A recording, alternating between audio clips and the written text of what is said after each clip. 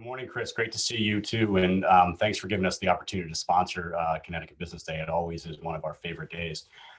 So I have the honor this morning as a sponsor of really playing two important roles. The first, I always joke, is to understand as a sponsor that nobody really wants to hear from you. And the second more important role is to introduce Governor Lamont.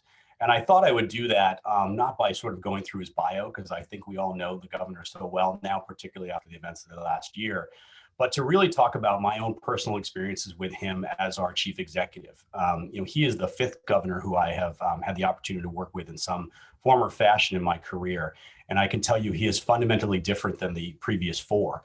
I could not really ask for a more approachable governor, somebody whose door is frankly always open, who's always willing to listen to other opinions. And I always say that while we may not always agree with the decisions he makes, we appreciate the opportunity to have to speak with him, to give him our point of view, and to have him frankly listen and interact with us. So I think that's a really, really important thing. The second thing I'll mention, I think that makes him really different, and I think this is, that first part is reflective in the second part is, I got to see sort of what happened, what the six states in New England did in terms of reacting and responding to the pandemic. And Governor Lamont, I think while he did work with the other governors in this region and did so very successfully, he also very much took his own path too. If you look and see, Connecticut really managed to keep much of its economy humming, from manufacturing to telecommunications, to also other sorts of sectors, including financial services. He understood that really it's very, very simple to close down an economy and not so simple to get it started up. So I think he did a really good job, as good a job as he could under trying circumstances, of making sure that the economy did keep running as well as it could under some really, really challenging times. And I think that really bodes well for what CBIA's future is all about, right? Which is how do we rebuild the state and rebuild the economy? And I think we do it through public-private partnerships. And I think the governor knows that and appreciates it. So with that, I'm happy to turn it over to Governor Lamont and wish you all a wonderful day. Thanks so much. Good to see you again, Governor. Hey, good morning, everybody. And Chris, you're not missing a beat. You are everywhere. So CBIA, you have a strong advocate there, Chris. Let me just give you a quick review of where I think we are right now, and I'm happy to stick around a little bit. First and foremost, I think you know where we are in COVID. The numbers have been stable, pretty good. The most vulnerable in our population have been vaccinated or will be vaccinated over the next less than a week. That's people over the age of 55, where 95% of the complications and fatalities are. And that's why we feel confident that on Friday we can open things up in the sense of our restaurants and retail establishments at 100%. Again, continuing to urge and say, wear the mask when you're in close company. This is not Texas or Mississippi, but we think we can open safely. And those protocols could change over a period of time, as well. The other big thing is, that's happening is the federal stimulus bill that's coming through. What that's going to mean in terms of, for me, number one priority is our schools. We've got 150,000 kids who have not been in school over the last 9 months. Let's face it, we've had more of our schools open. They're all open, virtually all open for full time. Some are still hybrid in the high school area. Our job now is to get the kids who are reluctant back into school, just like their parents who are reluctant to get them vaccinated. And the heart of what we're going to do with our money, and here I could use your help, is start the school year up again in July. Not necessarily in the classroom, STEM. I mean, things that kids can do that are fun, socializing, get them back in the game. And a lot of that's going to be tied to internships and workforce and summer camps. And here I'd ask you to, think broadly out loud in terms of how perhaps you can get kids introduced to sort of what you do at your business and make that part of their learning going forward. My feeling in terms of a lot of the bills that you hear being negotiated and debated in the Capitol. Look, first of all, tell all your members, relax a little bit. There are hundreds of bills and everyone gets a hearing. What happens from there is complicated, but very few get through the maze. My feeling, which is we don't need, higher taxes. I know, New York and some other places are pushing that way hard. I know there's some interest in the legislature, but you got to remember that whatever you think of the stimulus bill, it's about $10 billion to the state of Connecticut. Most of that in terms of direct payments, the $1,400, the unemployment with the $300 true up, less than $600, which where it was last year. What that means in terms of the child tax care credit, which I think is really good. I hope that actually survives. I think that makes a big difference for these families. That's going to make an enormous difference, I think, in our economy. I think our economy is like a coiled spring. I think it could snap back pretty quickly over the course of the next 3-6 months. I had dinner with the president of JetBlue the other day. He's surprised at how fast travelers are getting back. These are mainly for vacation, but still coming back. And so with that, I'd urge you to tell stay cautious at the workplace. It's still really important. My biggest worry now is the variant that's coming through New York City. It looks like the vaccines are working, but they did spike up a little bit over the last few days. Spike is the wrong word, trended up a little bit. So that's the one worry I've got, but I really believe that we're getting through this and we're going to have a pretty good spring, summer is my hope. Other big things in the legislature, we've got some plans out there to hold down healthcare costs, not necessarily by some public option, but ways that we can reduce costs, which is the underlying driver for healthcare costs. I know what that means for your small business. The stimulus money also provides significant subsidies on the exchange. Whatever you think about the exchange, it will bring down healthcare costs dramatically for small business and working families as needed. And there'll be 1 or 2 additional players on the exchange who looks like will represent a 10 to 15% savings for small business as well. So I think that's an extraordinary positive. One thing that's a little more contentious as usual is I still have to figure out how to pay for our transportation fund. Over the last 20 years, they borrowed a lot of money, the transportation fund, often to good purpose, don't get me wrong, but all of our gasoline tax revenues are going to pay off, past due, bonded expenses, a little bit like the state of Connecticut. And it looks like with Mayor Pete and what's coming out of the Department of Transportation, I think on a bipartisan basis, I hope there will be a significant transportation bill coming forward. And for us to be able to pay our 20% share of that, we do have to show a recurring revenue to do it. So I know it's not that popular with a lot of the folks there, but we do have the TCI plan out there, which is capped at 5 cents at the wholesale level. That would raise about $90 million for us, as well as for the big tractor trailer trucks. Don't let them tell you it's the small local delivery. Big tractor trailer trucks, the highway user fees, similar to what our neighboring state, New York, and others are doing.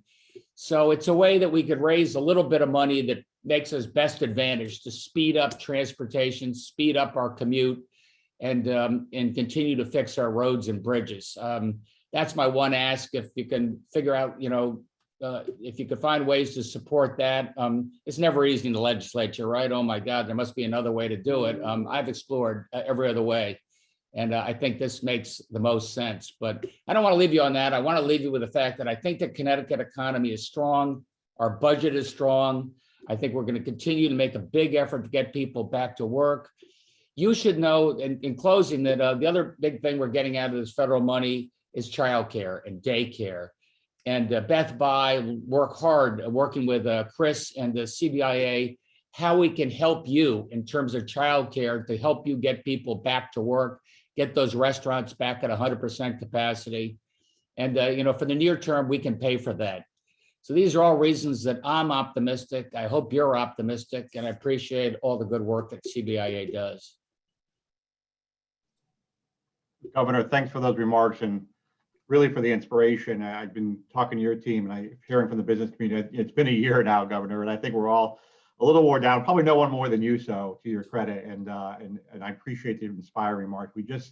We're close, right, Governor? I mean, you had a big change yesterday, pulling forward the vaccine rollout Friday for age 45 up, and then saying, hey, come April, everyone who can will be able to get the vaccine. That's an inspirational sign.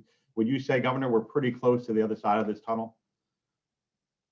I'd say we're in the ninth inning. I'm a baseball fan. Though a lot of games are won and lost in the ninth inning, but if we stick to our strategy, I think you're going to find June's a pretty nice month. And as John said in his opening remarks, Governor, kudos to you and the team for the pivot to the age base. It's obviously, you had the data, you had the science that said it seemed easier, it was working well with the earlier groups. Yeah, some in the business community were probably like, we've been preparing for this and now you're making a change. But honestly, as we told your group, it was the right move at the right time, and it seems to be working. It doesn't seem to be working. It is working very well, as evidenced by the pull-up. I think that's true, Chris. Other states are doing it right now. It really focuses on public health, like I said. And because it's simpler, it's a lot less open to the games that are going on elsewhere. And I think it's fairer. And not to remove the fact that we have to go after the underserved population to make sure that everybody gets vaccinated. Yeah, anything we can do to get that message out. Governor, we have a few questions for you. I know we got you for a few minutes here. Let's start maybe with some bad news and then work our way positive to some good news, because there is a lot of good news here in Connecticut. But last week, we had a revised job number released on Friday that showed that we actually lost about 20,000 more jobs in 2020 than our ending number. And this isn't unusual. The numbers always get revised as clean data comes in. Does that change your strategy at all for this session, the economic strategy that you rolled out, the budget strategy? I don't think it does, Chris. I think there may be a blip in the numbers. Here's what you got to know, that in terms of GDP, we have much more of our economy open, and we always have, than all of our peer states. And that's helped our income tax, that's stabilized our sales tax. So from a budget point of view, we're in good shape. Where we got hit, let's face it, is in the service economy. That's restaurants, hospitality. That impacts unemployment. That I care about deeply. So that's why A, opening up at 100%, B, childcare and other ways we can help people, make it easier for them to get back to work. See what we got in terms of work share. If you can't afford to hire that person full-time, bring them back half-time and we'll pay the other half. We, meaning the state and the feds, ways to get people back to work. Yeah, and as you mentioned in your remarks, Governor, there may be another positive here too, and that is this kind of pent-up travel that you talked about. The sector that we probably expected to be the last to come out, the lagging sector, is the commercial aerospace sector, which is a big sector in Connecticut, as I think everyone on this call knows. And the early forecast was maybe no recovery to 23 or 2024. And now there's some numbers saying there's an incredible amount of pent-up demand for at least personal travel that may see an early recovery of commercial aerospace manufacturing, commercial travel in general. And you had the conversation. Yeah, no, that's great news for Pratt & Whitney jet engines and Bradley Airport, and showing that our, we're getting back in the game. For all those kids coming back from spring break in Fort Lauderdale on the beaches, slow down just a little bit, or make sure if you're feeling bad or get vaccinated, I'd be a priority. Agree, Governor. Governor, another question over here is you talked about the American Rescue Act that the president signed in the billions of dollars, $10 billion that Connecticut will get in a variety of ways. The state getting, I believe, $2.7 billion directly. Our education, our schools getting $1.1 billion. Do you have priorities for that funding, and are you concerned that some may just see it as a license to spend, found money on the street, and let's go crazy with it? Yeah, I am. The easiest thing I can do is here's the state and local, come in, give us your list of all the favored groups you've got in your town. We have 169 different strategies. And I think this is money that, if properly invested, and thankfully, Chris, we don't have to do it by the end of this calendar year or something, which would have been disastrous. They gave us 2 years for education, 3 years for the state municipal. So we have time to make a transformative difference. And it would be a tragedy. And if we found $1.9 trillion at the end of year 2, you said, what'd you get for it? It was frivoled away. So we're going to work really closely with legislators. We're going to work very closely with superintendents and mayors, but put in place, I'd like to think, a statewide strategy, how childcare works with workforce development, works with apprenticeship programs at our community colleges, getting people back to work, do something that makes a long-term difference.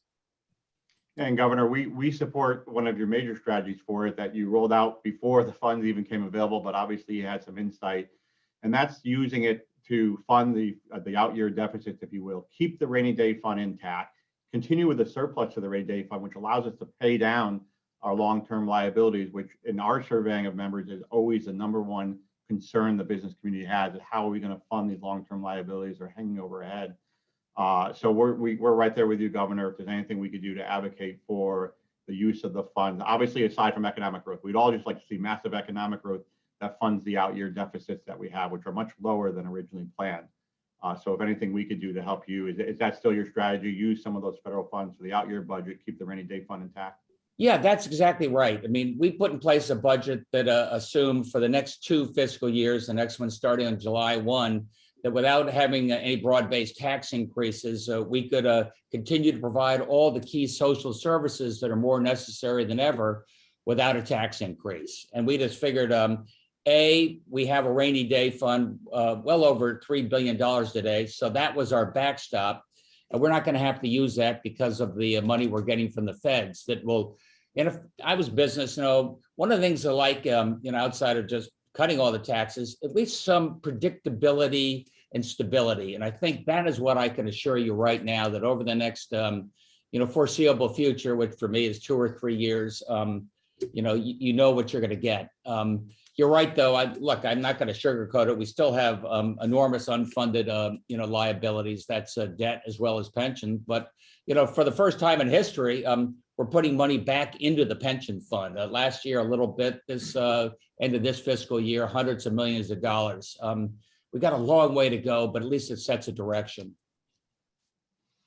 Yeah, and we've been saying, Governor, and we hear from the business community, and I know you were there, and I would vote in private sector as well. Uncertainty is the enemy of business. So if that's the enemy, then certainty is the friend of business, and that's great. That predictability is key. Governor, we've emphasized a number of key themes in our Rebuilding Connecticut policy campaign, which are now our policy priorities for 2021. We're going to have a legislative panel after you talk about why they supported those policy priorities and signed the policy pledge. And one of those is greater collaboration between the public and private sector, something that you really seem to embrace. I'm a big fan of collaboration as well. What role do you see businesses playing in the recovery?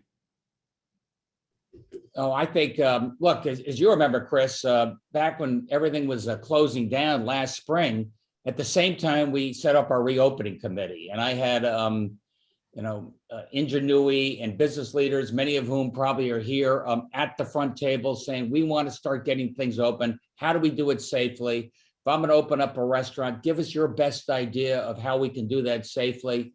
And Chris, we were aligned. I mean, if you're a restaurant owner, you want to do it in a way that your employees know so they can come back and feel like they're safe, or otherwise they wouldn't come back. Your customers, the same thing. So going forward, like I said before, I think workforce development, coupled with daycare, coupled with our apprenticeship programs, everything we can do to work together. I want to work with CBIA. I want to work with you. I want to work with Joan and Kevin and Kerry and some of the legislators I see on this to make sure we come up with a long-term strategy that gets Connecticut back to work. Because you want to know how we solve a lot of our long-standing long-term fiscal issues, growth. No doubt. And having those many voices at the table, Governor, something you clearly seem to embrace. It gives you different perspective. You have that rustle, if you will, that tumble of opinions, and it's not disagreeing to disagree. It's disagreeing to come up with the best solution. And really, we've been applauding you. I know the chambers have been applauding you and your administration for not only accessibility, but that embracing of the public-private partnership. We've been trying to push the great stories of our businesses in Connecticut out at CBIA, and I know the chambers have been partnering with us on that to really let the residents and the lawmakers, some still, I think, see businesses as the enemy, and really educating the lawmakers and the residents about the great things the businesses do, not just creating jobs, but all they do for the community, whether it's sponsoring their sports league or food bank or soup kitchens, internships, apprenticeship, as you mentioned, Governor, scholarships. Our businesses are there, and we saw them during COVID. So credit to you and the administration for really. Hey, to a lot of you guys, we were scrambling for a PPE, remember, about a year ago, just desperate for it. And there was no stockpile in Washington. And I'm calling China. And I got to tell you, it was a lot of businesses said, hey, we have an extra 1,000 masks, so we're going to help you out. So the frontline healthcare workers get support. People are extraordinarily generous. It's great to see. That's the heart of Connecticut. That's what we're going to capitalize on. Did it to get through the pandemic recovery, and now we're going to capitalize on that for our economic recovery. Governor, one thing we've been seeing, I'll say more on the negative side, is a lot of conversation in session about some labor bills, and mostly from the Labor Committee. And some of them are really I don't want to say business, but just anti-competitiveness, anti-embracing what we've just been talking about, nurturing our businesses so that we can grow the economy, especially at a time when businesses have been struggling. Are you concerned with keeping the legislator focused on the recovery? Oh, no, absolutely. I'm not, you got to be a little more specific on what those bills are, but I think you'll hear from the legislative panel in a minute.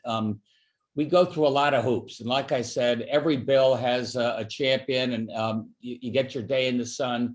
But then you go through a compromise. You have, moderates and liberals and progressives getting together saying what does make the best difference for the long term. And I think a lot of these things do get weeded out. So again, I just urge your members, don't worry about that particular headline. See how it sorts out. But again, I would ask the legislative panel, because they'll give you a pretty good insight into what has legs and what doesn't. I think you know where I stand, though, which is doing everything we can to get our economy moving again. We'll certainly do that, Governor. Yeah, there's been some bills expanding workers' comp liabilities, restricting background checks, and we'll make sure we talk to the legislator about that. It's, as you've been saying, we need to change the narrative. It's the year of the Connecticut comeback, and we need to make sure that happens. And you're absolutely right about the bills. I mean, we're not trying to, as you know, we're trying to be very optimistic and positive in the future of Connecticut. And it is highlighting some of these potentially harmful bills, but you're absolutely right. More than 2,500 bills were dropped during the session at a time when we were supposed to have less bills, not more. And everyone gets their day in the sun, but hopefully only a very few come out, and only the ones that come out are the more positive ones, supportive of growth. And to that point, Governor, is the public option. You talked about lowering healthcare costs. We surveyed our membership, and 97% said we need to lower healthcare costs. The National Association of Manufacturers recently released their fourth quarter survey. I think it was last week, and healthcare cost concerns were near the top of the concerns that the national manufacturers had. So very similar to what we see in Connecticut. We are, as you know, are concerned about the public option proposal. We need to lower healthcare costs. We don't think that's the way to do it. Concerns around the transparency of the state-run healthcare, lack of regulatory oversight, things like that. What's your position on public option? You talk a little bit about reinsurance and other ways to lower healthcare costs. Yeah, I mean, what I've said on, quote, the public option is, you don't want the taxpayers subsidizing, and you don't want the taxpayers underwriting a lot of the risk there. We've been underwriting pensions and debt and stuff for a long time, and that's not the way to go. You'll have Kerry Wood on a little bit. She'll really be able to give you the insights there. I challenged the health insurance community. I said, we're the insurance capital of the world. Come up with creative ideas to bring down the cost for small business. Those healthcare costs were crushing me. I had a couple hundred people in my business. Those numbers were going up relentlessly, and it was just you had to keep paying that. So I think we're going to have some plans on there that are going to reduce costs. B, we can talk a little bit about how we try and do a better job of reducing the rate of increase in drug costs. And C, I think you're seeing some real efforts to come up with preferred networks. So let's say in the case of state employees, they don't go just anywhere, some of which are 3 times more expensive to get that same procedure as somewhere else. We'll give you an incentive to go to places that are less cost.